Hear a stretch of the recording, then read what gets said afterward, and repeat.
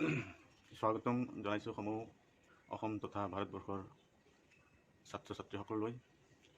আমাৰ এই school of economics Bilasipara তৰফৰ পৰা আজি প্ৰথম HS ছেকেণ্ড ইয়াৰৰ বাবে অৰ্থবিজ্ঞানৰ এইখন কিতাপ অৰ্থবিজ্ঞানৰ এই কিতাপখনৰ প্ৰথম পাঠটো মই আজি আৰম্ভ কৰিবলৈ লৈছোঁ।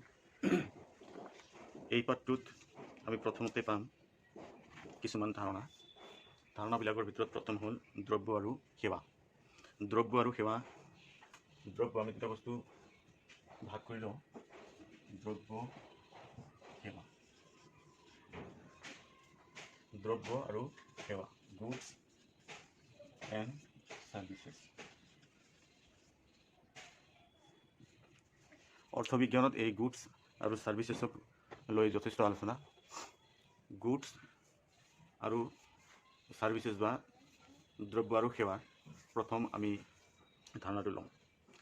দ্ৰব্য হ'ল অৰ্থবিজ্ঞানৰ ধাৰণাত দ্ৰব্য হ'ল সেইসমূহ পদাৰ্থ যিসমূহ পদাৰ্থ স্পৰ্শযোগ্য, যাক আমি স্পৰ্শ কৰি বুজি পাওঁ, যাৰ নিজস্ব আৱয়িক বা আকাৰ আছে,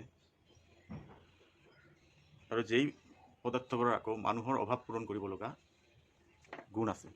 মূল কথা হ'ল দ্ৰব্য হ'বলৈ হ'লে, এটা সামগ্ৰী দ্ৰব্য হ'বলৈ হ'লে প্ৰথম ইয়াত থাকিব লাগিব অভাৱ পূৰণ কৰিব পৰা ক্ষমতা। অভাৱ পূৰণ কৰিব পৰা ক্ষমতা। অভাৱ পূৰণ কৰিব পৰা ক্ষমতা থাকিব লাগিব। অভাৱ পূৰণ কৰিব পৰা ক্ষমতা থকাৰ উপৰিও 2 নম্বৰ ই হ'ব লাগিব দৃশ্যমান বা আৱয়িক আকাৰযুক্ত। আৱয়িক আকাৰযুক্ত। 3 নম্বৰ ই হ'ব লাগিব স্পৰ্শযোগ্য। স্পৰ্শযোগ্য, এই তিনিটা কথা আমাক মন কৰিব লাগিব। যিকোনো সামগ্ৰী, যিকোনো এটা পদাৰ্থ দ্ৰব্য হিচাপে অৰ্থবিজ্ঞানত তেতিয়াই বিবেচনা কৰা হয় যেতিয়া ইয়াত নিজস্বভাৱে মানুহ এজনৰ অভাৱ পূৰণ কৰিব পৰা ক্ষমতা থাকে। যেনেকৈ ধৰক এটা কলম। কলমটো আমি তেতিয়াই দ্ৰব্য হিচাপে পৰিগণিত কৰিম যদিহে কলমৰ এই তিনিটা গুণ থাকে। কলম আমি কিনো, তাৰমানে কলমৰ জৰিয়তে আমাৰ লিখাৰ অভাৱ পূৰণ হয়, অভাৱ পূৰণ কৰিব পৰা ক্ষমতা আছে। কলমডালক আমি হাতেৰে চুই পাওঁ, দৃশ্যমান হয়। আকৌ কলমডালৰ নিজস্ব আৱয়িক আকাৰ আছে, দৃশ্যমান হোৱাৰ উপৰিও আৱয়িক আকাৰ আছে, গতিকে কলমডাল এটা দ্ৰব্য। গতিকে অৰ্থবিজ্ঞানত সেই সামগ্ৰীকে দ্ৰব্য বুলি কোৱা হয় যি সামগ্ৰী বা পদাৰ্থৰ মানুহৰ অভাৱ বা প্ৰয়োজনীয়তা পূৰণ কৰিব পৰা ক্ষমতা থাকে, যাৰ আৱয়িক অৱস্থা থাকে, যাক স্পৰ্শ কৰিব পাৰি, তেনেবোৰ পদাৰ্থক দ্ৰব্য বুলি কোৱা হয়। অৰ্থাৎ অৰ্থবিজ্ঞানত দ্ৰব্য হ'ল সেইবিধ সামগ্ৰী যাৰ মানুহৰ অভাৱ বা প্ৰয়োজনীয়তা পূৰণ কৰাৰ ক্ষমতা থকাৰ উপৰিও ই দৃশ্যমান হ'ব বা আৱয়িক অৱস্থা যোগ্য হ'ব লাগিব, আৰু ইয়াক স্পৰ্শযোগ্য হ'ব লাগিব। সেই সামগ্ৰীবিধকে কি বুলি কোৱা হয়? দ্ৰব্য বুলি কোৱা হয়। যেনে কিতাপ, কলম, কাগজ, ধান, মৰাপাট, টেবিল ইত্যাদি। 2 নম্বৰত আমি পাম সেৱা। সেৱা তাৰ বিপৰীতে বেলেগ। সেৱাবিধো হ'ব লাগিব মানুহৰ অভাৱ পূৰণ বা প্ৰয়োজনীয়তা পূৰণ কৰিব পৰা ক্ষমতা থকা। প্ৰথম কথাটো একে থাকিব দ্ৰব্যৰ লগত।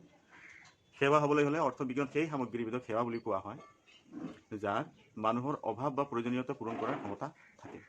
দ্ৰব্য আৰু সেৱাৰ ভিতৰত এই দুটা বস্তু কমন, এইটো আছেই। দ্ৰব্যবোৰ যেনেকৈ নিজা আকাৰ থাকে, যাক আমি দৃশ্যমান চকুৰে মনিব পাৰোঁ, দেখিব পাৰোঁ। সেৱাৰ কিন্তু তেনেকুৱা গুণটো নাই। সেৱা আকৌ অপাৰ্থিৱ বস্তু, যিটো আমি চুই নাপাওঁ, যাক আমি দেখা নাপাওঁ, অনুভৱ কৰোঁ। 3 নম্বৰটো হ'ল ই স্পৰ্শযোগ্য। যিহেতু আমি চুই নাপাওঁ, দেখা নাপাওঁ, গতিকে সেৱা আমি চুই নাপাওঁ, চুই বুজিব নোৱাৰিম। গতিকে দ্ৰব্য হ'ল তেনে সামগ্ৰী যিবোৰ সামগ্ৰী মানুহৰ অভাৱ বা প্ৰয়োজনীয়তা পূৰণ কৰাৰ ক্ষমতা থকাৰ উপৰিও যাৰ আৱয়িক আকাৰ আছে আৰু যি দৃশ্যমান, তাক দ্ৰব্য বুলি কোৱা হয়, যেনে কিতাপ, কলম, কাগজ ইত্যাদি। আৰু সেৱা হ'ল অৰ্থবিজ্ঞানত সেৱা হ'ল সেইবোৰ সামগ্ৰী যিবোৰ সামগ্ৰীৰ মানুহৰ অভাৱ বা প্ৰয়োজনীয়তা পূৰণ কৰিব পৰা ক্ষমতা আছে, কিন্তু ইয়াৰ আৱয়িক আকাৰ নাই, এই দৃশ্যমান নহয়, অনুভৱযোগ্য। ইয়াক আমি চুই অনুভৱ কৰিব নোৱাৰোঁ, চুই বুজিব নোৱাৰোঁ যে এইটো কলম, এইটো কি। ঠিক তেনেকুৱা নহয়। সেইকাৰণে এই সেৱাটো দ্ৰব্যতকৈ পৃথক। সেৱাৰ উদাহৰণ হিচাপে আমি পাওঁ চিকিৎসকৰ সেৱা, নাৰ্ছৰ সেৱা, শিক্ষকে শ্ৰেণীকোঠাত দিয়া সেৱা। আমি অনুভৱ কৰোঁ শিক্ষকে পাঠদান কৰি আছে, কিন্তু পাঠদান কৰাটো আমি দেখা নাপাওঁ। পাঠদান চিকিৎসকে সেৱা কৰি আছে, যেনেকৈ কলমডাল আমি এইটো কলম আমি বুজিব পাওঁ, কিন্তু চিকিৎসক, নাৰ্ছ আৰু শিক্ষকে দিয়া যিটো সেৱা সেইটো কিন্তু আমি চুই চাব নোৱাৰোঁ, অনুভৱ কৰোঁ। এয়া হ'ল অৰ্থবিজ্ঞানত পদাৰ্থ আৰু সেৱাৰ ধাৰণা। গতিকে অৰ্থবিজ্ঞানত পদাৰ্থ হ'ল দ্ৰব্য হ'ল সেই পদাৰ্থ বা সামগ্ৰী যিবোৰৰ মানুহৰ অভাৱ বা প্ৰয়োজনীয়তা পূৰণ কৰাৰ ক্ষমতা থকাৰ উপৰিও ইয়াৰ আৱয়িক আকাৰ আছে, দৃশ্যমান হয়, যাক আমি চুই চাব পাৰোঁ। আনহাতে সেৱা হ'ল তেনে সামগ্ৰী যিবিলাকৰ মানুহৰ অভাৱ বা প্ৰয়োজনীয়তা পূৰণ কৰাৰ ক্ষমতা থকাৰ উপৰিও ইয়াৰ আৱয়িক আকাৰ নাই, ই দৃশ্যমান নহয়, ইয়াক আমি চুই অনুভৱ কৰিব নোৱাৰোঁ। এয়া অৰ্থবিজ্ঞানত দ্ৰব্য আৰু সেৱাৰ চানেকি। এতিয়া আমি দ্বিতীয় ধাৰণাটো বুজিম, যাক অৰ্থবিজ্ঞানত সিদ্ধান্ত গ্ৰহণকাৰী গোট, ইকনমিক এজেণ্ট বুলি কোৱা হয়। ইকনমিক এজেণ্ট ব্যক্তি হ'ব পাৰে, সমাজ হ'ব পাৰে, যিকোনো এটা অনুষ্ঠান হ'ব পাৰে। ব্যক্তিৰ কথা আমি জানিম। ব্যক্তি কি? ব্যক্তি বুলিলে অৰ্থবিজ্ঞানত আমি এটা সিদ্ধান্ত গ্ৰহণকাৰী গোটক বুজোঁ, এটা ব্যক্তিগত সিদ্ধান্ত গ্ৰহণকাৰী গোটক বুজোঁ। অৰ্থবিজ্ঞানত ব্যক্তি হ'ল এটা সিদ্ধান্ত গ্ৰহণকাৰী গোট।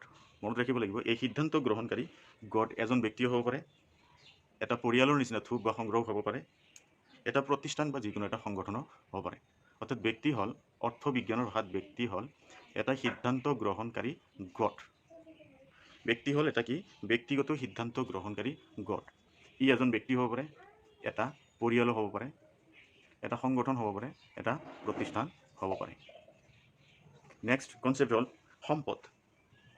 সম্পদ কথাটো আলোচনা কৰিবলৈ হ'লে বহল ভিত্তিত আলোচনা কৰিব লাগে। প্ৰথম আমি সম্পদ কি সেই বস্তুটো জানো। সম্পদ, ইয়াৰ আগতে আমি পাইছোঁ দ্ৰব্য আৰু সেৱা। এই দ্ৰব্য আৰু সেৱাৰ যিবোৰ আকৌ আন দ্ৰব্য বা সেৱা উৎপাদনত ব্যৱহাৰ কৰা হয়। দ্ৰব্য আৰু সেৱা আমি জানো, দ্ৰব্য কোনটো? অভাৱ পূৰণ কৰিব পৰা ক্ষমতা থকা, দৃশ্যমান বা অদৃশ্যমান। দ্ৰব্য হ'ল দৃশ্যমান, সেৱা হ'ল অদৃশ্যমান। ঠিক আছে, দ্ৰব্যৰ আকাৰ আছে, সেৱাৰ আকাৰ নাই, যাক আমি চুই চাব নোৱাৰোঁ। তেনেকুৱা দ্ৰব্য আৰু সেৱাবোৰ যিবোৰক আকৌ আন দ্ৰব্য বা সেৱা উৎপাদন কাৰ্যত ব্যৱহাৰ কৰা হয়, সেইবিলাককে সম্পদ বুলি কোৱা হয়।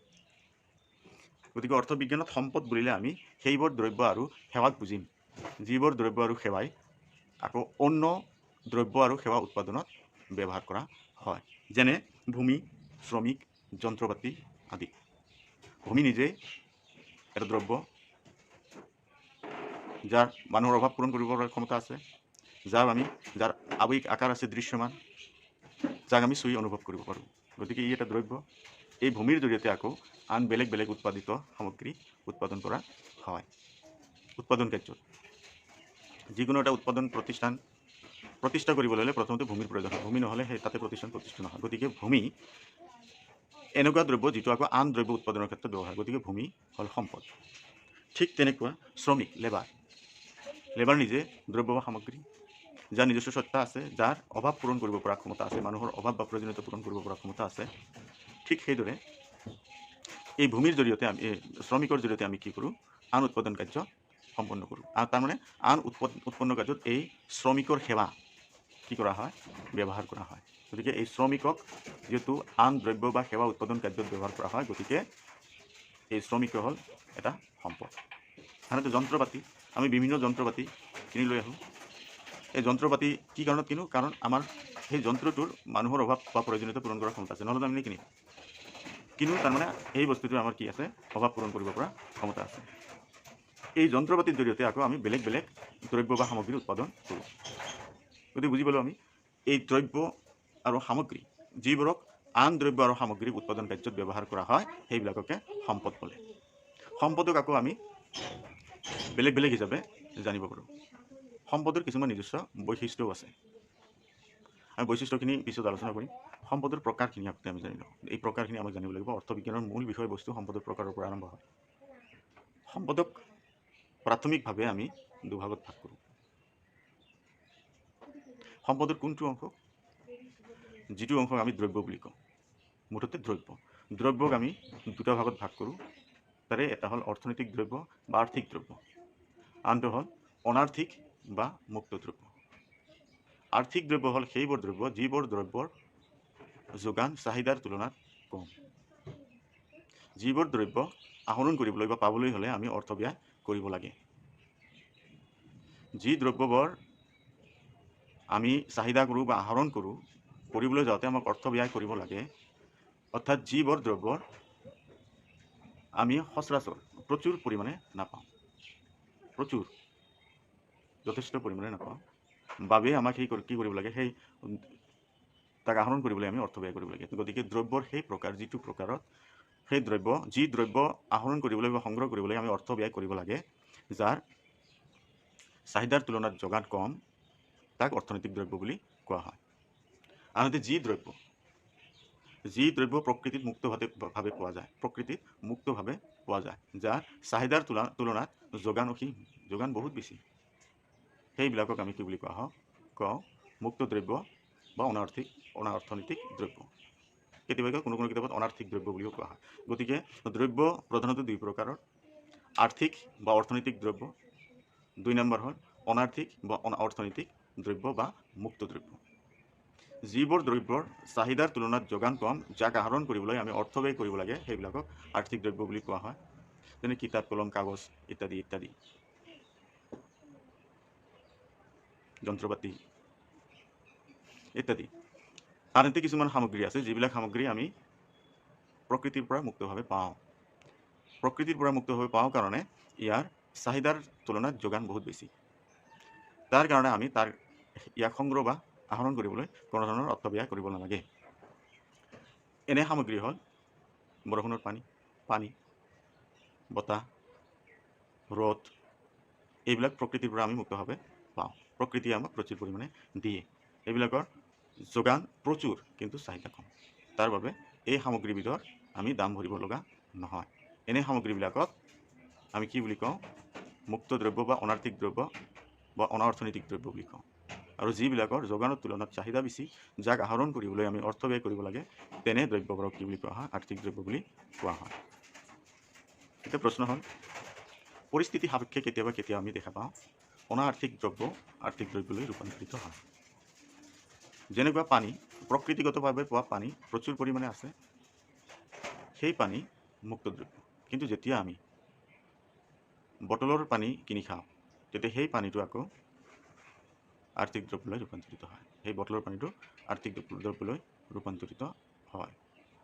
বতাহ, প্ৰকৃতিৰ পৰা পোৱা বতাহ মুক্ত দ্ৰব্য, কিন্তু যেতিয়া এই বতাহ পোৱাৰ কাৰণে আমি ফেন চলাই দিওঁ, ফেনৰ জৰিয়তে যিটো বৈদ্যুতিক পাংখাৰ জৰিয়তে যিটো আমি বতাহ খাওঁ, সেইটোৰ কাৰণে কিন্তু আমাক অৰ্থ ব্যয় কৰিব লাগে। গতিকে সেই বতাহটো হ'ল আৰ্থিক দ্ৰব্য। গতিকে আমি বুজি পালোঁ আৰ্থিক দ্ৰব্য অনাৰ্থিক দ্ৰব্য কি, এইটো আমাক জানিব লাগে। সম্পদ বুজি পালোঁ। এতিয়া নেক্সট কনচেপ্টত আমি যাম। এইবাৰ আমি আলোচনা কৰিম সমাজৰ ব্যক্তি মানে অৰ্থনৈতিক এজেণ্ট, ব্যক্তিজনৰ লগত সম্পদৰ কি সম্পৰ্ক, ব্যক্তিজনে কিয় সম্পদ আহৰণ কৰিব লাগে, সেই সম্পদৰ আবণ্টন কিয় কৰিব লাগে। এই চাৰিটা ধাৰণা আমি এইবাৰ আলোচনা কৰিম। খুব দৰকাৰী, যদিও ইয়াৰ ওপৰত পৰীক্ষাত প্ৰশ্ন নাথাকিব পাৰে, কিন্তু অৰ্থবিজ্ঞান বুজাৰ কাৰণে এই বস্তুটো বুজা খুবেই দৰকাৰ। আমি জানো এখন সমাজৰ মানুহক তেওঁলোকৰ দৈনন্দিন জীৱনত বহুতো সেৱা আৰু দ্ৰব্যৰ প্ৰয়োজন থাকে। সমাজৰ এজন ব্যক্তি তেওঁৰ দৈনন্দিন জীৱনত বহুতো সেৱা আৰু দ্ৰব্যৰ প্ৰয়োজন হয়, যিবোৰ হয়তো খাদ্য, বস্তুৰ বাসস্থান, পথ, ৰেল পৰিবহণৰ সুবিধা, ডাক সেৱাৰ সুবিধা, শিক্ষক বা ডাক্তৰৰ দৰে আন বহুতো সুবিধা পোৱাৰ কাৰণে সিহঁতৰ দৰকাৰ হয়। প্ৰকৃততে প্ৰতিজন ব্যক্তিৰ দ্ৰব্য আৰু সেৱাৰ প্ৰয়োজনীয়তাৰ তালিকা ইমানেই ডাঙৰ যে ই কেতিয়াও সম্পূৰ্ণ হ'ব নোৱাৰে। ঠিক তেনেদৰে সমাজ এখনৰ দ্ৰব্য আৰু সেৱাৰ প্ৰয়োজনীয়তাৰ তালিকা বহুত দীঘলীয়া, ই কেতিয়াও সম্ভৱ হ'ব নোৱাৰে সম্পূৰ্ণ শেষ কৰা। হয়তো এজন ব্যক্তিৰ হাতত তেওঁ বিচৰা ধৰণে দ্ৰব্য বা সেৱাৰ কিছু পৰিমাণেহে থাকে। ঠিক তেনেকুৱা এখন সমাজক প্ৰয়োজন হোৱা দ্ৰব্য সেৱাৰ সমগ্ৰখিনি নাথাকে, কিছু পৰিমাণেহে থাকে। হয়তো উদাহৰণৰূপে এজন খেতিয়কৰ হয়তো নিজা মাটি, কিছু পৰিমাণৰ শস্য, খেতিৰ সঁজুলি, গৰু, পৰিয়ালৰ সদস্যসকলৰ শ্ৰম সেৱা থাকিব পাৰে, কিন্তু তাৰ জৰিয়তে উৎপাদিত সামগ্ৰীখিনিৰ, ফচলখিনিৰ এটা অংশ নিজৰ কামত ব্যৱহাৰ কৰাৰ উপৰিও আনটো অংশৰে নিজৰ প্ৰয়োজনীয় বেলেগ বেলেগ দ্ৰব্য আৰু সেৱাবোৰ আহৰণ কৰাৰ কাৰণে সেইখিনি ব্যয় কৰিব লগা হয়। অৰ্থাৎ সম্পদ আহৰণ কৰিব লগা হয়। সম্পূৰ্ণ সম্পদ, দ্ৰব্য আৰু সেৱা নিজৰ নাথাকে। সেইবাবে নিজৰ প্ৰয়োজন পূৰণ কৰাৰ কাৰণে দ্ৰব্য আৰু সেৱা বেলেগ বেলেগৰ পৰা আমাক আহৰণ কৰিবলগীয়া হয়। ঠিক তেনেকুৱা এগৰাকী ৰোৱনীৰ কিছু পৰিমাণে সূতা, কপাহ, কাপোৰ ববলৈ প্ৰয়োজনীয় যন্ত্ৰপাতি থাকিব পাৰে। এজনীয়ে স্কুলীয় শিক্ষাৰ ছাত্ৰ ছাত্ৰীক দিবলগীয়া প্ৰয়োজনীয় এজন স্কুলৰ শিক্ষকৰ ছাত্ৰ ছাত্ৰীক দিবলগীয়া প্ৰয়োজনীয় সক্ষমতা থাকিব পাৰে। কিন্তু সমাজৰ আন ব্যক্তি নিজৰ শ্ৰমৰ বাহিৰে সমাজৰ বেলেগ কিছুমান এনেকুৱা ব্যক্তি আছে যিবিলাকৰ নিজৰ শ্ৰমৰ বাহিৰে আন কোনো দ্ৰব্য আৰু সেৱা বা সম্পদ নিজৰ নাথাকিব পাৰে। তেনে ক্ষেত্ৰত প্ৰতিটো সিদ্ধান্ত গ্ৰহণকাৰী গোটে নিজৰ লগত থকা সম্পদৰে কিছুমান দ্ৰব্য আৰু সেৱা উৎপাদন কৰে, তাৰে এটা অংশৰে নিজৰ অভাৱ পূৰণ কৰে আৰু কিছু অংশৰে কি কৰে বিক্ৰী কৰি বা বেলেগক দি তাৰ পৰা অৰ্থৰ জৰিয়তে নিজৰ প্ৰয়োজনীয় দ্ৰব্য বা সামগ্ৰীবোৰ আনৰ পৰা ক্ৰয় কৰি লয়। তাকে কৰিবলৈ যাওঁতে আমি ব্যক্তি এজনৰ সম্পদৰ লগত কি সম্পৰ্ক আৰু সেই সম্পদ কি ধৰণে ইয়াৰ লগত সম্পৰ্ক, অৰ্থাৎ এজন ব্যক্তিৰ অভাৱ অসীম থাকে, কিন্তু ব্যক্তিজনৰ অভাৱ পূৰণ কৰিবলৈ যাওঁতে প্ৰয়োজন হোৱা সম্পদ সীমিত। এইটো ব্যক্তি বিশেষে, সমাজ বিশেষে, অৰ্থনীতি বিশেষে একে কথা। এজন ব্যক্তিৰ ক্ষেত্ৰত যেনেকুৱা অভাৱ অপৰিসীম, সীমাহীন অভাৱ, কিন্তু অভাৱ পূৰণ কৰিবলৈ প্ৰয়োজন হোৱা যিবিলাক সম্পদবোৰ সীমিত বা দুষ্প্ৰাপ্য। তাৰ কাৰণে সম্পদবোৰৰ সৎব্যৱহাৰ কৰিবলৈ শিকিব লাগে। উচিত ব্যৱহাৰ কিন্তু মানুহজনৰ হয়তো দুটা বা তিনিটা কাম কৰিব লগা আছে, তেতিয়া সেই মানুহজনে আটাইতকৈ প্ৰয়োজনীয়, সৰ্বাধিক সন্তুষ্টি দিব পৰা আটাইতকৈ প্ৰয়োজনীয় যিটো কাম, সেই কামত এই সেৱা বা সম্পদবোৰ লগাব। উদাহৰণস্বৰূপে আমি সহজ ভাষাত যদি উদাহৰণ এটা লওঁ, ধৰা হওক এজন মানুহৰ হাতত 50 টকা আছে, ইয়াৰ অভাৱ 3টা। 1 কেজি চাউল কিনিব লাগে, 2খন চাবোন কিনিব লাগে আৰু কফি কিনিব লাগে। এতিয়া সেই মানুহজনে এটা সময়ত এই 3টা বস্তু যিকোনো এটাহে ক্ৰয় কৰিব পাৰিব 100 টকা 50 টকাৰ জৰিয়তে। 3টা বস্তু একেলগে ক্ৰয় কৰিব নোৱাৰে, কাৰণ ইয়াৰ হাতত থকা সম্পদ কম, সীমিত। কিন্তু সেই হিচাপত ইয়াৰ অভাৱ কিন্তু বেছি। কিন্তু অভাৱ পূৰণ কৰিবলৈ ইয়াৰ হাতত থকা অৰ্থৰ পৰিমাণ কম। সেইবাবে ব্যক্তিগৰাকীয়ে সিদ্ধান্ত ল'ব লাগিব কোনটো অভাৱ আগতে পূৰণ কৰিব। তেতিয়া ব্যক্তিজনে সেই অভাৱটো পূৰণ কৰিবলৈ সিদ্ধান্ত ল'ব যি অভাৱটোৱে ইয়াক তাৎক্ষণিকভাৱে সৰ্বাধিক সন্তুষ্টি দিব আৰু তাৎক্ষণিকভাৱে অভাৱ পূৰণ কৰিব। তেনে ক্ষেত্ৰত ব্যক্তিগৰাকীয়ে চাউল কিনাটো প্ৰয়োজনীয় হ'ব পাৰে, কাৰণ চাউল এক নিতান্ত প্ৰয়োজনীয় বস্তু প্ৰতিদিনে খোৱাৰ বাবে। এতিয়া কফিটো নহ'লেও হয়, তেনে ক্ষেত্ৰত কেতিয়াবা কফিটো এৰাই দিব পাৰি।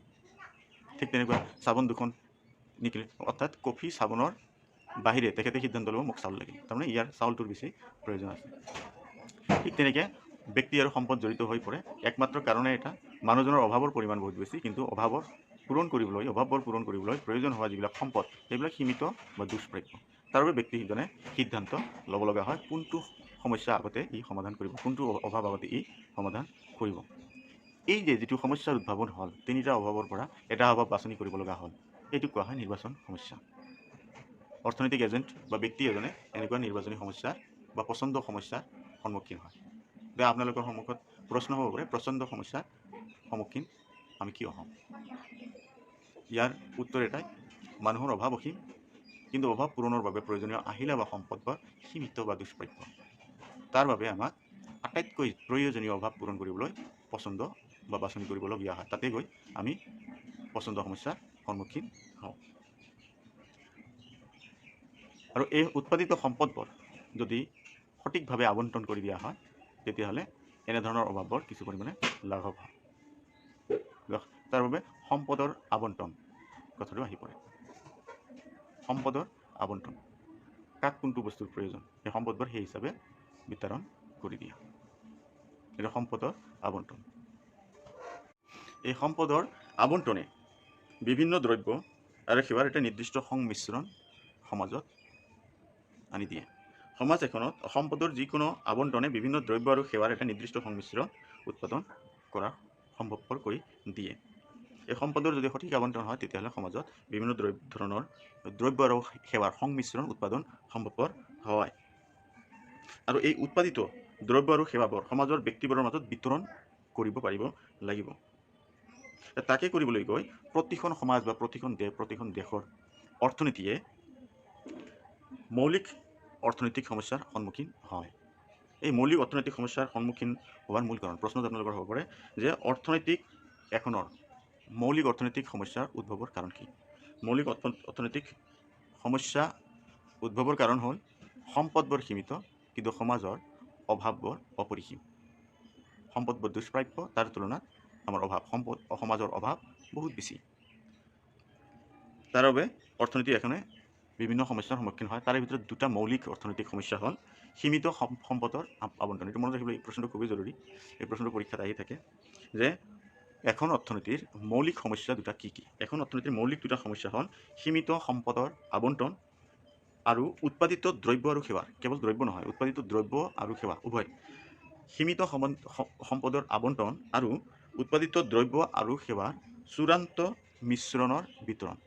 সকলো সমাজৰ সম্পদৰ আবণ্টনে বিভিন্ন দ্ৰব্য আৰু সেৱাৰ সংমিশ্ৰিত এটা উৎপাদন সম্ভৱ কৰি তোলে। প্ৰথমতে আমাৰ অৰ্থনীতিৰ সমস্যা হ'ল, প্ৰথমটো হ'ল সীমিত সম্পদৰ আবণ্টন। যিহেতু সম্পদ সীমিত, সেইবিলাক কি ধৰণে আবণ্টন কৰিব লাগিব, এইটো এটা মূল সমস্যা। দ্বিতীয় সমস্যা হ'ল আমি সম্পদৰ জৰিয়তে দ্ৰব্য আৰু সেৱাৰ যি উৎপাদিত সংমিশ্ৰণ আমি পালোঁ, তাৰ এই চূড়ান্ত মিশ্ৰণক আকৌ কি কৰিব লাগিব? সমবিতৰণ কৰিব লাগিব। গতিকে এখন মৌলিক অৰ্থনৈতিক সমস্যা দুটা। তাৰে ভিতৰত এটা হ'ল সীমিত সম্পদৰ আবণ্টন, কেৱল সম্পদ নহয়, সীমিত সম্পদৰ আবণ্টন, আৰু দ্বিতীয়টো হ'ল উৎপাদিত দ্ৰব্য আৰু সেৱাৰ চূড়ান্ত মিশ্ৰণৰ বিতৰণ। মনত ৰাখিব লাগিব, এইটো খুবেই দৰকাৰী প্ৰশ্ন। ইয়াৰ পিছতে আহিম আমি প্ৰতিখন অৰ্থনীতিয়ে কিছুমান কেন্দ্ৰীয় সমস্যাৰ সন্মুখীন হয়। অৰ্থবিজ্ঞানৰ মূল আলোচনাৰ বিষয়বস্তু এখন অৰ্থনীতিৰ কেন্দ্ৰীয় সমস্যাবোৰ কি কি? এখন অৰ্থনীতিৰ কেন্দ্ৰীয় সমস্যাবোৰ কি কি? এখন অৰ্থনীতিৰ কেন্দ্ৰীয় সমস্যা বহুতো থাকে। তাৰে ভিতৰত প্ৰধান কেন্দ্ৰীয় সমস্যা হ'ল তিনিটা। প্ৰধান কেন্দ্ৰীয় সমস্যা হ'ল কি? তিনিটা। তাৰে ভিতৰত এটা হ'ল কি উৎপাদন কৰা হয় বা হ'ব আৰু কিমান পৰিমাণত উৎপাদন কৰা হ'ব। এইটো এটা মৌলিক সমস্যা প্ৰতিখন অৰ্থনীতি। এখন অৰ্থনীতি বা সমাজৰ বিভিন্ন ৰুচি অভিৰুচিৰ ব্যক্তি থাকে, মানুহবিলাকৰ প্ৰয়োজনীয়তাও বেলেগ বেলেগ থাকে। গতিকে অৰ্থনীতিখনে সিদ্ধান্ত ল'ব লাগিব সমাজৰ কোন শ্ৰেণীৰ লোকৰ বাবে কোনটো সম্পদ উৎপাদন কৰাৰ প্ৰয়োজন। যিবিলাক ব্যক্তি বিলাসবহুল, সিহঁতৰ কাৰণে বিলাসবহুল সম্পদ উৎপাদনৰ প্ৰয়োজনীয়তা থাকিব পাৰে। গতিকে সেই সম্পদেদি আকৌ সমাজৰ নিম্ন পৰ্যায়ৰ ব্যক্তিৰ অভাৱ পূৰণ নহ'ব। গতিকে সমাজৰ নিম্ন পৰ্যায়ৰ ব্যক্তি, মধ্যবিত্ত, নিম্ন পৰ্যায়ৰ মধ্যবিত্ত, ইহঁতৰ কোনটো সম্পদৰ প্ৰয়োজন, সেই সিদ্ধান্ত কোনে ল'ব লাগে? সেই অৰ্থনীতিখনে ল'ব লাগে।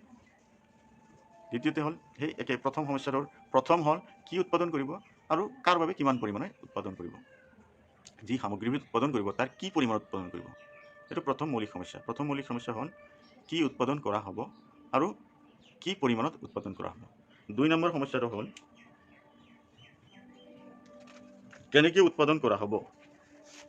উৎপাদন কৰোঁতে আমি কেনেকৈ উৎপাদন কৰিম। কাৰণ যিকোনো উৎপাদন কাৰ্যৰ বিভিন্ন পদ্ধতি থাকে। কিছুমান পদ্ধতিত যন্ত্ৰপাতি বেছিকৈ ব্যৱহাৰ কৰা হয়, যিটোক আমি কেপিটেল ইণ্টেনচিভ প্ৰডাকশ্যন প্ৰচেছ বুলি কওঁ। আনটো পদ্ধতি লেবাৰ ইনচেণ্টিভ থাকে, য'ত লেবাৰক বেছি গুৰুত্ব দিয়া হয়। গতিকে এই প্ৰডাকশ্যন প্ৰচেছৰ কোনটোক গ্ৰহণ কৰিব, কোনটো উপযুক্ত হ'ব, সেইটো সিদ্ধান্ত কোনে ল'ব লাগে? অৰ্থনীতিখনে ল'ব লাগে। গতিকে দ্বিতীয় অৰ্থনৈতিক সমস্যা হ'ল দ্ৰব্যবোৰ কেনেকৈ উৎপাদন কৰিব। তৃতীয়টো হ'ল এই দ্ৰব্যবোৰ কাৰ বাবে উৎপাদন কৰিব, সমাজৰ কোন শ্ৰেণীৰ লোকৰ বাবে কোন দ্ৰব্য উৎপাদন কৰিব। যেনেকৈ মই আগতে ক'লোঁ প্ৰথমতে যে মধ্যবিত্ত শ্ৰেণীৰ কাৰণে কোনটো সামগ্ৰী উৎপাদন কৰা হ'ব, সমাজৰ নিম্ন পৰ্যায়ৰ ব্যক্তিসকলৰ কাৰণে কি বস্তু উৎপাদন কৰা হ'ব বা সামগ্ৰী উৎপাদন কৰা হ'ব বা সেৱা উৎপাদন কৰা হ'ব। ঠিক তেনেকৈ ধনী ব্যক্তিসকলৰ কাৰণে, সমাজৰ উচ্চ পৰ্যায়ৰ ব্যক্তিসকলৰ কাৰণে কি উৎপাদন কৰা হ'ব, এই সকলোবোৰ সিদ্ধান্ত অৰ্থনীতিখনে ল'ব লাগে। গতিকে এখন অৰ্থনীতিৰ মূল কেন্দ্ৰীয় সমস্যা তিনিটা। তাৰ ভিতৰত প্ৰথমটো হ'ল কি উৎপাদন কৰা হ'ব আৰু কিমান পৰিমাণত উৎপাদন কৰা হ'ব। দ্বিতীয়টো হ'ল কি দৰে উৎপাদন কৰা হ'ব, কেপিটেল ইনচেণ্টিভ পদ্ধতি নে লেবাৰ ইনচেণ্টিভ পদ্ধতি। তৃতীয় প্ৰশ্নটো হ'ল কাৰ বাবে উৎপাদন কৰা হ'ব, সমাজৰ কোন শ্ৰেণীৰ ব্যক্তিৰ বাবে উৎপাদন কৰা হ'ব। এইটো হ'ল আমাৰ অৰ্থনীতিৰ এখনে সন্মুখীন হোৱা মূল কেন্দ্ৰীয় সমস্যা। এইবাৰ আমি তিনিটা ধাৰণা, মূল ধাৰণা দুটা, তাৰ লগতে আমি এটা ধাৰণা জানি ল'ব লাগিব। এই তিনিটা ধাৰণা আমি আলোচনা কৰিম। তাৰে ভিতৰত প্ৰথম ধাৰণাটো হ'ল উৎপাদন সম্ভাৱনা সংহতি। উৎপাদন সম্ভাৱনা সংহতি। দ্বিতীয়টো হ'ল উৎপাদন সম্ভাৱনীয় সীমাৰেখা। এই দুটাক আলোচনা কৰিবলৈ যাওঁতে আৰু এটা বস্তু আমাক জানিব লাগিব, সেইটো হ'ল বিকল্প ব্যৱহাৰ, মানে হ'ল অল্টাৰনেটিভ ইউজেছ। ইংলিছত কোৱা হয় অল্টাৰনেটিভ ইউজেছ। প্ৰথমতে আমি অল্টাৰনেটিভ ইউজেছ কথাটো বুজি লওঁ। বিকল্প ব্যৱহাৰ কি? বিকল্প ব্যৱহাৰ হ'ল এটা বস্তু যিটো কামৰ আচলতে ব্যৱহাৰ কৰা হয় তাতকৈ আন কামত ব্যৱহাৰ কৰা, যাৰ জৰিয়তে আন কামত কৰিব পৰা সম্ভৱপৰ হয়, কিন্তু আচলতে সেই বস্তুটো সেইটোৰ কাৰণে নহয়। যেনেকুৱা ধৰক কেতিয়াবা আমি বিকল্প ব্যৱহাৰৰ এটা ব্যৱহাৰ আমি লওঁ। আমি চাইকেল এখন কিনোতে হয়তো মনত ধাৰণা আমাৰ এইটো থাকে যে ল'ৰাটোৱে চাইকেলটো লৈ স্কুলত অহা যোৱা কৰিব। ল'ৰাটোৱে চাইকেলটো লৈ স্কুলত অহা যোৱা কৰিব। কিন্তু সেই চাইকেলখনকে পৰৱৰ্তী সময়ত আমি কি কৰোঁ? কোনোবা আচবাব কৰিবা, ধানৰ বস্তা কৰিবা, কোনো সৰু সুৰা বস্তু চাইকেলত বান্ধি লৈ যোৱা। আচলতে চাইকেলখন কিনোতে কিন্তু সেই কামবিলাক কৰাৰ কথাটো আমি বিবেচনা কৰা নাছিলোঁ। নাইবা এখন গা ধোৱা চাবোন এখন সাধাৰণতে গা ধুবলৈ ব্যৱহাৰ কৰা হয়। কিন্তু কোনোবা দিনাখন হঠাৎ দেখা গ'ল গা ধুই গাৰ চলা যিখন গেঞ্জি বুলি কওঁ, সেইখন ধুই দিওঁতে দেখা গ'ল যে কাপোৰ ধোৱা চাবোনটো সিদিনা নাই। সেই চাবোনটোক তেতিয়া আমি কি কৰিম? প্ৰয়োজনত আমি কি কৰিম? সেই চাবোনটোৰে, গা ধোৱা চাবোনটোৰে আমি গাৰ গেঞ্জি বা চলাটো ধুই দিওঁ। নাইবা ট্ৰেক্টৰ এখন আমি খেতিত হাল বোৱাৰ কাৰণে, খেতিৰ কাম কৰাৰ কাৰণে আমি কিনি লৈ আহোঁ। কিন্তু সেই ট্ৰেক্টৰখনকে কেতিয়াবা বস্তু কঢ়িওৱা, ভাড়া মৰা, বালিৰ ভাড়া মৰা, পাথৰৰ ভাড়া মৰা, চিমেণ্ট কঢ়িওৱা ইত্যাদি কামত ব্যৱহাৰ কৰোঁ। এইটো হ'ল বিকল্প ব্যৱহাৰ। এটা বস্তুক এটাতকৈ একাধিক কামত ব্যৱহাৰ কৰাকে সেই বস্তুটোৰ বিকল্প ব্যৱহাৰ বুলি কোৱা হয়। এতিয়া আহোঁ আমি উৎপাদন সম্ভাৱনা সংহতি লৈ, production possibility set. Production possibility set তাকে আলোচনা কৰিবলৈ যাওঁতে আমাক মনত ৰাখিব লাগিব, এজন ব্যক্তি যেনেকৈ সম্পদৰ দুষ্প্ৰাপ্যতাৰ সন্মুখীন হয়, ঠিক তেনেদৰে অৰ্থনীতি বা সমাজ এখনৰ সমূহীয়াভাৱে যিবিলাক কাম কৰিব পাৰে তাৰ তুলনাত সম্পদৰ পৰিমাণ কিন্তু সীমিত, সদায় সীমিত থাকে। তাৰ কাৰণে এই দুষ্প্ৰাপ্য বা সীমিত সম্পদসমূহৰ বিকল্প ব্যৱহাৰযোগ্য কৰি বিভিন্ন দ্ৰব্য আৰু সেৱা উৎপাদনত নিয়োজন কৰা হয়। আৰু সেই দুষ্প্ৰাপ্য সম্পদবোৰক বিকল্প ব্যৱহাৰৰ জৰিয়তে দ্ৰব্য আৰু সেৱা উৎপাদনৰ ক্ষেত্ৰত কিমানখিনি আমি ব্যৱহাৰ কৰিম তাৰ সিদ্ধান্ত সমাজখনে বা অৰ্থনীতিখনে ল'ব লাগে। আন ভাষাত বিভিন্ন দ্ৰব্য আৰু সেৱাত দুষ্প্ৰাপ্য সম্পদবোৰ কেনেকৈ আবণ্টন কৰিব পাৰি বা কেনেকৈ আবণ্টন কৰিব লাগিব, প্ৰতিখন সমাজে সেয়া নিৰ্ধাৰণ কৰিব লগা হয়। যিহেতু সম্পদবোৰ দুষ্প্ৰাপ্য, এই দুষ্প্ৰাপ্য সম্পদৰ জৰিয়তে আমাক বিভিন্ন দ্ৰব্য আৰু সেৱা উৎপাদন কৰিব লাগে। সেইকাৰণে এই দুষ্প্ৰাপ্য সম্পদবোৰ বিভিন্ন দ্ৰব্য আৰু সেৱাত উৎপাদনত কেনেকৈ আবণ্টন কৰিম তাক আমি নিজে সিদ্ধান্ত ল'ব লাগিব। সমাজৰ ক্ষেত্ৰত, সমাজ বা অৰ্থনীতিৰ ক্ষেত্ৰত অৰ্থনীতিখনে সিদ্ধান্ত ল'ব লাগে। ইয়াৰ লগতে আমাৰ উৎপাদন সম্ভাৱনা সংহতিৰ কথাটো আহে। যেনে এখন অৰ্থনীতিৰ নিৰ্দিষ্ট পৰিমাণৰ যি সম্পদ থাকে, এই সম্পদখিনিক নিৰ্দিষ্ট কিছুমান প্ৰযুক্তি জ্ঞানৰ জৰিয়তে, উৎপাদন কৌশলৰ জৰিয়তে, উৎপাদনৰ প্ৰচেছৰ জৰিয়তে, উৎপাদনৰ আহিলাৰ জৰিয়তে উৎপাদিত দ্ৰব্য আৰু সেৱাৰ সকলোবোৰ সম্ভৱপৰ সংমিশ্ৰণ সংগ্ৰহকে অৰ্থনীতিৰ উৎপাদন সম্ভাৱনা সংহতি বুলি কোৱা হয়। তাৰমানে নিৰ্দিষ্ট পৰিমাণৰ সম্পদ আৰু নিৰ্দিষ্ট কিছুমান প্ৰযুক্তি জ্ঞানৰ জৰিয়তে উৎপাদিত দ্ৰব্য আৰু সেৱাৰ সকলো সম্ভৱপৰ সংগ্ৰহকে অৰ্থনীতিখনৰ সম্ভাৱনা বুলি কোৱা হয়। এটা সৰু উদাহৰণৰ জৰিয়তে আমি বস্তুটো জানি ল'ব পাৰোঁ। যেনেকুৱা ধৰা হওক, অৰ্থনীতিখনত ব্যয় কৰিব লগা মুঠ ধন আছে 100। আমি সাংখ্যিক আকাৰে যদি লওঁ তেতিয়াহ'লে বুজাত সুবিধা হ'ব। তাতে দুটা প্ৰডাকশ্যন এলিমেণ্ট আমি ইউজ কৰিম। দুটা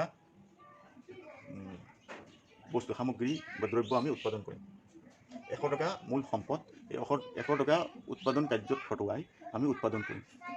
100 টকাকে আমি উৎপাদন কাৰ্যত খটুৱাই দুবিধ বস্তু আমি উৎপাদন কৰিম। দেখা যাওক ধৰা হ'ল ধান, এটা হ'ল ধান, আনটো হ'ল মৰাপাট। এটা ধান, আনটো মৰাপাট। 100 টকা হ'ব লাগিব। সংমিশ্ৰণটো কি হ'ব লাগিব? 100 টকা হ'ব লাগিব। ধৰা হ'ল প্ৰথম ক্ষেত্ৰত আমি 50 টকা ধানত, 50 টকা মৰাপাটত, এনেকুৱা হ'ব লাগিব। 50 50 100, 20 টকা 80 টকা, 30 টকা 70 টকা, 40 টকা 60 টকা, এনেকুৱা ধৰণৰ হ'ব পাৰে। নাইবা সমগ্ৰখিনি আমি ধানত উৎপাদন কৰোঁ 100 টকাই ধানত, তেনেহ'লে মৰাপাটত 0। কেতিয়াবা আকৌ 100 টকাই মৰাপাটত, তেতিয়াহ'লে ধানত 0। এই যে সংহতিবিলাক, এই যে সংহতি 50 50 এটা সংহতি হ'ল, 20 80 এটা সংহতি হ'ল, 30 70 এটা সংহতি হ'ল, 40 60 এটা সংহতি হ'ল, 0 100 এটা সংহতি হ'ল, 100 0 এটা সংহতি হ'ল। এইবিলাকক কি বুলি কোৱা হয়? সংমিশ্ৰণ বুলি কোৱা হয়। এই সংমিশ্ৰণ, বিভিন্ন সংমিশ্ৰণবোৰ যে আছে, আমাৰ মূল সম্পদ কিমান আছিল? 100 টকা। 100 টকা মূল সম্পদ। দুটা সামগ্ৰী উৎপাদন কৰিবলৈ যাওঁতে প্ৰথম অৱস্থাত আমি ধান উৎপাদন কৰোঁতে 100 টকা খৰচ কৰিলোঁ, মৰাপাটত আমি উৎপাদন কৰিবলৈ কোনো খৰচ নকৰিলোঁ, মৰাপাট উৎপাদন নকৰিলোঁ, 0 থাকিল। দ্বিতীয়বাৰ ধৰক আমি ধান উৎপাদনত 80 টকা খৰচ কৰিলোঁ, মৰাপাটত 20 টকা খৰচ কৰিলোঁ, 80 আৰু 20 100 টকা। তৃতীয়বাৰ ধান উৎপাদনত আমি 70 টকা খৰচ কৰিলোঁ, মৰাপাটত 30 টকা। চতুৰ্থবাৰ ধান উৎপাদনত আমি 60 টকা খৰচ কৰিলোঁ, মৰাপাটত 40 টকা। পঞ্চমবাৰ ধান উৎপাদনত আমি খৰচ নকৰিলোঁ, সমগ্ৰখিনি ক'ত খৰচ কৰিলোঁ? মৰাপাটত খৰচ কৰিলোঁ। এই যে এইবিলাক সংহতিবিলাক আমি জ্বলাই লওঁ, এই সংহতিবিলাকক যিখন তালিকাৰ জৰিয়তে দেখুওৱা হয়, এই তালিকাখনকে উৎপাদন সম্ভাৱনীয় সংহতি বুলি কোৱা হয়, প্ৰডাকশ্যন পচিবিলিটি ছেট। আৰু কিতাপত সুন্দৰকৈ উদাহৰণটো দিয়া আছে, কিতাপৰ পৰা উদাহৰণটো আমি দেখিম। কিতাপৰ উদাহৰণটো আমি ইয়াত তুলি লওঁ।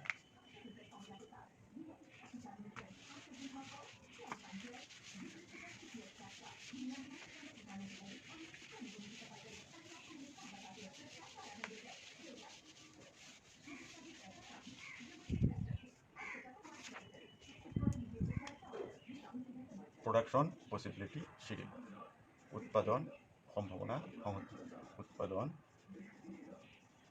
সম্ভাৱনা সংহতি, উৎপাদন সম্ভাৱনা সংহতি। আমি তালিকাটো কৰি লওঁ।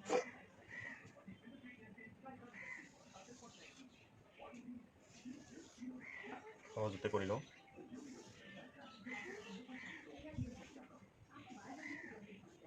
ধৰা হ'ল আমাৰ সম্পদৰ জৰিয়তে আমি দুবিধ সামগ্ৰী উৎপাদন কৰিম। তো সম্ভাৱনাবোৰ ইয়াত, সম্ভাৱনা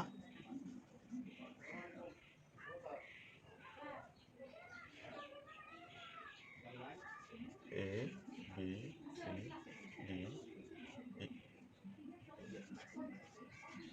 ধান,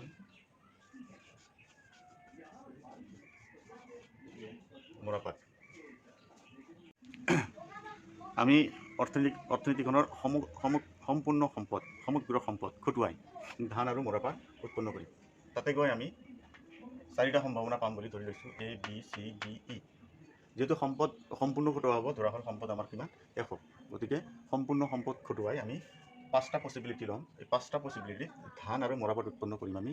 এই সমগ্ৰ সম্পদ খটুৱাই ধান আৰু মৰাপাট কিদৰে উৎপাদন কৰা হ'ব তাকে দেখুওৱা হৈছে এই সংহতিটোৰ জৰিয়তে। প্ৰথমতে এই সংহতিটোৱে এইটো বুজাইছে,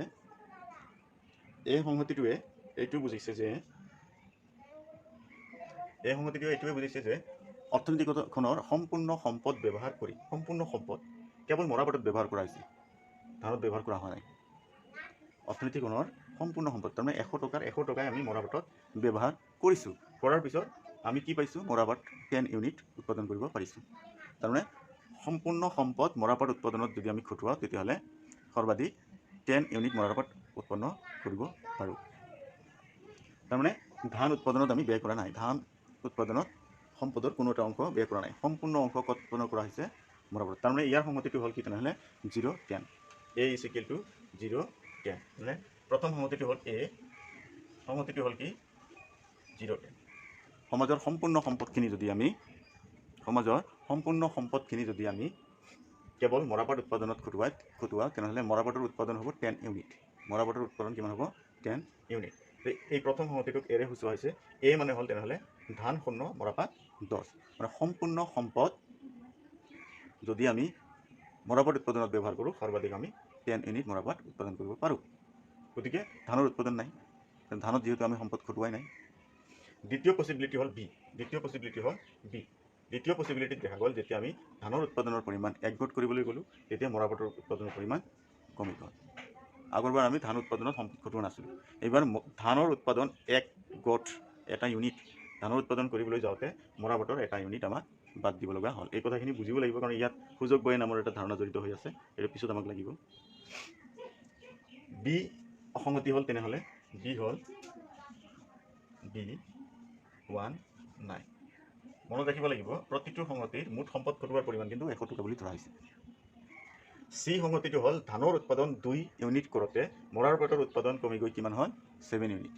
মানে সম্পদৰ এটা অংশ যেতিয়া আমি ধান উৎপাদনত ঘটোৱালোঁ 2 ইউনিট ধান উৎপাদন কৰিবলৈ যাওঁতে মৰাপাটৰ উৎপাদন 9 ইউনিটৰ পৰা কিমান হয় 7 ইউনিটলৈ কমি আহিলে। ডি সম্ভাৱনা চি সম্ভাৱনা হ'ল তেনেহ'লে 2 7। ডি সম্ভাৱনা সমগ্ৰ সম্পদ যেতিয়া আমি ধান আৰু মৰাপাট উভয় উৎপন্ন কৰিবলৈ লওঁ ধানৰ উৎপাদন 3 ইউনিট কৰোঁতে 3 একক কৰোঁতে মৰাপাটৰ উৎপাদন 4 একক হয়। এই 3 আৰু 4 একক ধানৰ 3 একক আৰু মৰাপাটৰ 4 একক উৎপাদন কৰোঁতে আমাৰ সমগ্ৰ সম্পদখিনি ব্যয় হয়। ডিত হ'ল আমাৰ 3 4।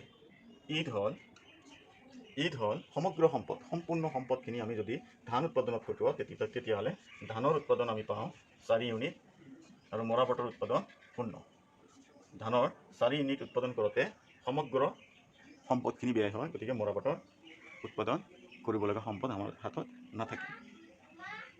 গতিকে ইয়াৰ পৰা আমি বুজিব পাৰিলোঁ আটাইখিনি সম্পদ যদি কেৱল ধান উৎপাদনত ব্যৱহাৰ কৰা হয় তেতিয়াহ'লে সৰ্বাধিক 4 গট ধান উৎপাদন কৰিব পাৰি আৰু আটাইবোৰ সম্পদ যদি মৰাপাট উৎপাদনত ব্যৱহাৰ কৰা হয় তেতিয়াহ'লে সৰ্বোচ্চ 10 গট মৰাপাট উৎপাদন কৰিব পাৰি। অৰ্থনীতিয়ে আকৌ যদি 1 গট ধান উৎপন্ন কৰিবলৈ লয় তেতিয়াহ'লে মৰাপাটৰ উৎপাদন 10ৰ ঠাইত 9লৈ কমি আহে। 2 গট ধান উৎপাদন কৰোঁতে মৰাপাটৰ উৎপাদন 7লৈ 3 গট ধান উৎপাদন কৰোঁতে মৰাপাটৰ উৎপাদন 4লৈ কমি আহে।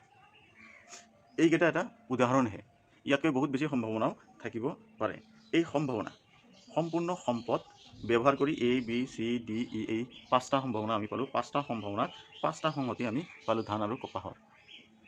এই তালিকাখনকে যি তালিকাৰ জৰিয়তে অৰ্থনীতি এখনে সম্পূৰ্ণ সম্পদ ব্যৱহাৰ কৰি নিৰ্দিষ্ট প্ৰযুক্তি জ্ঞানৰ জৰিয়তে উৎপাদিত দ্ৰব্য আৰু সেৱাৰ সকলো সম্ভৱপৰ সংমিশ্ৰণৰ সংগ্ৰহ যি তালিকাৰ জৰিয়তে দেখুওৱা হয় সেই তালিকা বা সংহতিটোকে অৰ্থনীতিখনৰ উৎপাদন সম্ভাৱনা সংহতি বুলি কোৱা হয়। নাইবা যি তালিকা বা সংহতিৰ জৰিয়তে অৰ্থনীতিখনে সম্পূৰ্ণ সম্পদ প্ৰয়োগ কৰি ব্যয় কৰি নিৰ্দিষ্ট প্ৰযুক্তি জ্ঞানৰ জৰিয়তে উৎপাদিত আৰু দ্ৰব্যৰ যিবোৰ সংমিশ্ৰণ দেখুৱায় তাকে উৎপাদন সম্ভাৱনা সংহতি বুলি কোৱা হয়।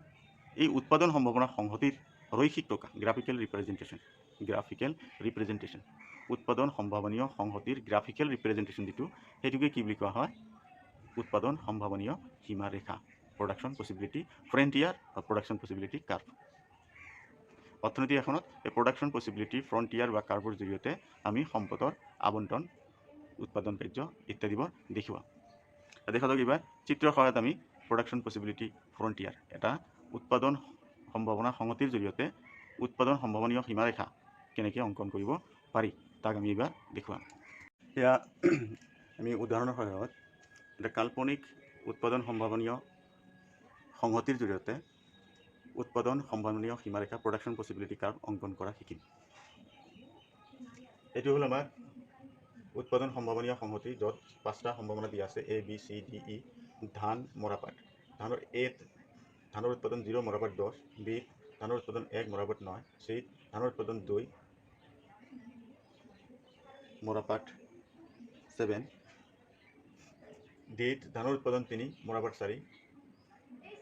E ধানৰ উৎপাদন 4 মৰাপাট 0। এইকেইটা আমি গ্ৰাফ পেপাৰৰ জৰিয়তে অংকন কৰিম। ইয়াত y অক্ষত মৰাপাটক ৰিপ্ৰেজেণ্ট কৰা হৈছে আৰু x এক্সিছত ধানক ৰিপ্ৰেজেণ্ট কৰা হৈছে। এইটো অৰিজিনত সদায় 0 হয় আমি জানো। অৰিজিনত 0 সৰ্বাধিক মৰাপাট উৎপাদন 10 9 7 4 এনেকৈ আমি ইয়াত বহুৱাইছোঁ। ধানৰ উৎপাদন সৰ্বাধিক 4 3 2 1। এতিয়া আমি সম্ভাৱনাবিলাক অংকন কৰিম। প্ৰথম কি আছিলে? প্ৰথম আছিলে 0 10 0 আৰু 10। মৰাপাটৰ উৎপাদন 10 হওঁতে ধানৰ উৎপাদন 0 আছিল। দ্বিতীয়ত মৰাপাটৰ উৎপাদন 9 হওঁতে ধানৰ উৎপাদন 1 আছিল। মৰাপাটৰ উৎপাদন 9, ধানৰ উৎপাদন 1। আমি এইটো টানি লওঁ। এইটো এটা সংহতি দেখুৱালে, এইটো এটা সংহতি, এইটো এ হ'ল 0, 10, এইটো বি হ'ল 1, 9, চি 7, 2, 7, 2, 7, 2, 7, 2, চি সম্ভাৱনা 2, 7, ডি সম্ভাৱনা হ'ল আমাৰ ডি কিমান থাকিল 3, 4, এক্স 3 হওঁতে মানে ধান 3 হওঁতে মৰাপাট 4, এইটো ডি 3, 4, এইটো হ'ল ই হ'ল 4, 0, ই হ'ল 4, 0। এইকেইটা হ'ল সংহতি। এই সংহতিকেইটাক যেতিয়া আমি সংযোগ কৰিম তেতিয়া এটা ৰেখা পাম। আমি ফ্ৰী হেণ্ডত এইটো সংযোগ কৰি দিওঁ।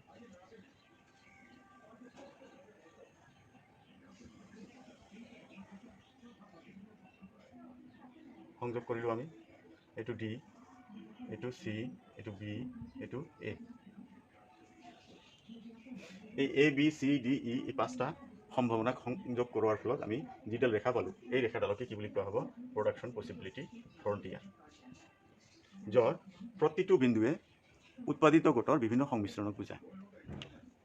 প্ৰডাকশ্যন পচিবিলিটি ফ্ৰণ্টিয়াৰ বা উৎপাদন সম্বন্ধীয় সীমাৰেখাৰ প্ৰতিটো বিন্দুতে সম্পূৰ্ণ সম্পদ খটুৱাই উৎপাদিত সামগ্ৰী, উৎপাদিত দ্ৰব্য বা সেৱাৰ সংমিশ্ৰণক বুজায়।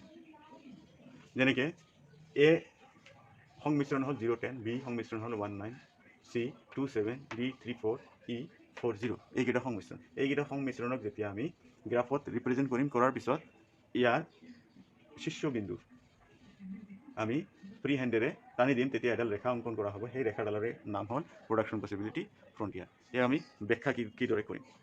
ব্যাখ্যা কৰোঁতে যাব লাগিব। দেখা গৈছে যে ব্যাখ্যা কৰোঁতে কেনেকৈ ক'ব লাগিব যে ওপৰত উৎপাদন সম্ভাৱনা সংহতি তালিকাৰ পৰা দেখা গৈছে এই সম্ভাৱনাৰ ক্ষেত্ৰত ধানৰ উৎপাদন 0 হওঁতে মৰাপাটৰ উৎপাদন 10। সমগ্ৰ অৰ্থনীতিখনৰ সমগ্ৰ সম্পদ খটুৱাই মৰাপাট সৰ্বাধিক 10 ইউনিট আমি উৎপাদন কৰিব পাৰি। ঠিক সেইদৰে অৰ্থনীতিখনৰ সমগ্ৰ সম্পদ খটুৱাই যদি কেৱল ধান উৎপাদন কৰোঁ, তেনেহ'লে ধানৰ সৰ্বাধিক উৎপাদন আমি কি পাম? 4 ইউনিটহে পাম। যেতিয়া আমি ধানৰ উৎপাদন বঢ়াবলৈ যাওঁ, 1 ইউনিট বঢ়াবলৈ গ'লোঁ, 1 ইউনিট ধানৰ উৎপাদন 1 ইউনিট কৰোঁতে মৰাপাটৰ উৎপাদন 10ৰ পৰা 9লৈ কমি আহিল। এই ধানৰ 1 ইউনিট কমাবলৈ গৈ মৰাপাটৰ 1 ইউনিট কমি আহিল। এই যে 1 ইউনিট যে কমি আহিল, এইটোক কোৱা হ'ব সূচক ব্যয়। এটা দ্ৰব্যৰ এটা গোট বৃদ্ধি কৰিবলৈ যাওঁতে আনটো দ্ৰব্যৰ যিখিনি ত্যাগ কৰিব লগা হয়, তাকে সেই গোটৰ সূচক ব্যয় বুলি কোৱা হয়। এই সূচক ব্যয় ধাৰণাটো আমি পাম। ইয়াৰ পৰা আমি বুজিলোঁ এইখিনি প্ৰতিটো ইয়াত চাব, এইটো এটা চাই এইখিনি আমাক ত্যাগ কৰিব লগা হৈছে। প্ৰতিটো গোট ধানৰ গোট বঢ়াই যোৱাৰ পাছত, ধানৰ এটা ইউনিট বঢ়াই যোৱাৰ পিছত আমাক এইখিনি ত্যাগ কৰিব লগা হৈছে। দ্বিতীয় ইউনিটটো বঢ়াই যোৱাৰ পিছত এইখিনি আমাক ত্যাগ কৰিব লগা হৈছে। তৃতীয় এইটো ত্যাগ কৰিব লগা হৈছে। 1 ইউনিট উৎপাদন কৰোঁতে আগতে মৰাপাটত 10 ইউনিটৰ পৰা আমি 1 ইউনিট পালোঁ, 1 ইউনিট কমাই পালোঁ 9 ইউনিট। গতিকে এই যে 1 ইউনিট 10ৰ পৰা 1 ইউনিট কমি গ'ল, সেইটো হ'ল মৰাপাটৰ 1 ইউনিট উৎপাদনৰ সূচক ব্যয়। ঠিক তেনেকৈ দ্বিতীয় ইউনিট আমি যেতিয়া দ্বিতীয় ইউনিট কৰিবলৈ যাওঁ, তেতিয়া 9ৰ পৰা আমি 7লৈ পাওঁ, তেনেহ'লে এইখিনি সূচক ব্যয়। ঠিক তেনেকৈ তৃতীয় ইউনিট আমি উৎপাদন কৰিবলৈ যাওঁতে মৰাপাটৰ এইখিনি আমাক ত্যাগ কৰিব লগা হয়। এই গোটেইখিনিকে আমাক কি বুলি কোৱা হয়? সূচক ব্যয় বুলি কোৱা হয়। এইখিনি হ'ল সূচক ব্যয়। এইখিনি কি? সূচক ব্যয়। মৰাপাটৰ এটা ইউনিটৰ কাৰণে, দুটা ইউনিটৰ কাৰণে, তিনিটা ইউনিটৰ কাৰণে এইখিনি সূচক ব্যয় কৰিব লগা হয়। গতিকে আমি বুজিলোঁ production possibility frontier, production possibility set আৰু প্ৰডাকশ্যন পচিবিলিটি ফ্ৰণ্টিয়াৰৰ ছেট আলোচনা কৰিবলৈ যাওঁতে আমি সূচক ব্যয় ধাৰণাটো পালোঁ। সূচক ব্যয় হ'ল কি? সূচক ব্যয় হ'ল কোনো এটা দ্ৰব্যৰ অলপ বেছি পোৱাৰ কাৰণে আনটো দ্ৰব্যৰ পৰিমাণত কিছু ব্যয় হ'ব, যিখিনি আমি ত্যাগ কৰিব লাগে। অৰ্থাৎ আমি যদি এটা দ্ৰব্য বেছিকৈ পাব বিচাৰোঁ, তেনেহ'লে আনটো দ্ৰব্যৰ কমকৈ পাম। এটা দ্ৰব্যৰ বেছিকৈ পোৱাৰ কাৰণে আন্তঃদ্ৰব্যৰ যিখিনি আমাক ত্যাগ কৰিব লগা হয়, এৰিব লগা হয়, সেইখিনিকে প্ৰথম দ্বিতীয় দ্ৰব্যটোৰ সুযোগ ব্যয় বুলি কোৱা হয়। ধৰক মৰাপাটীটো ধান, এইটো ধানৰ এটা উৎপাদন গড় বৃদ্ধি কৰিবলৈ যাওঁতে মৰাপাটৰ যি এটা উৎপাদন গড় আমি এৰিব লগা হ'ল, সেইখিনিক ধানৰ সুযোগ ব্যয় বুলি ক'ব লাগিব। সুযোগ ব্যয় খুব গুৰুত্বপূৰ্ণ ধাৰণা, এইটো পৰীক্ষাত আহি থাকে। সুযোগ ব্যয় হ'ল আমি কোনো এটা দ্ৰব্যৰ এটা গড় বেছি পাবলৈ হ'লে আনটো দ্ৰব্যৰ এটা দ্ৰব্যৰ কিছু বেছি পাবলৈ হ'লে আন দ্ৰব্যৰ কিছু আমাক ত্যাগ কৰিব লগা হয়। সেই ত্যাগখিনিকে আগত দ্ৰব্যটোৰ সুযোগ ব্যয় বুলি কোৱা হয়। সুযোগ ব্যয় অৰ্থনৈতিক আন এটা নামেৰে জনা যায়, যাক অৰ্থনৈতিক ব্যয় হিচাপে কোৱা হয়। কাৰণ আছে, ইয়াক উৎপাদন কৰিবলৈ গৈ ইয়াৰ আমি ত্যাগ কৰিব লগা হ'ল আৰ্থিকভাৱে, গতিকে এইখিনি কি বুলি কোৱা হয়? অৰ্থনৈতিক ব্যয় বুলিও কোৱা হয়। তো সুযোগ ব্যয় হ'ল এটা সামগ্ৰীৰ বা এটা দ্ৰব্যৰ বেছিকৈ পাবলৈ গৈ আনটো দ্ৰব্যৰ যিখিনি ত্যাগ কৰিব লগা হয়, সেইখিনি আগৰ দ্ৰব্যটোৰ সুযোগ ব্যয় বুলি কোৱা হয়। সুযোগ ব্যয়ৰ আনটো নাম হ'ল অৰ্থনৈতিক ব্যয় বা ইকনমিক কষ্ট।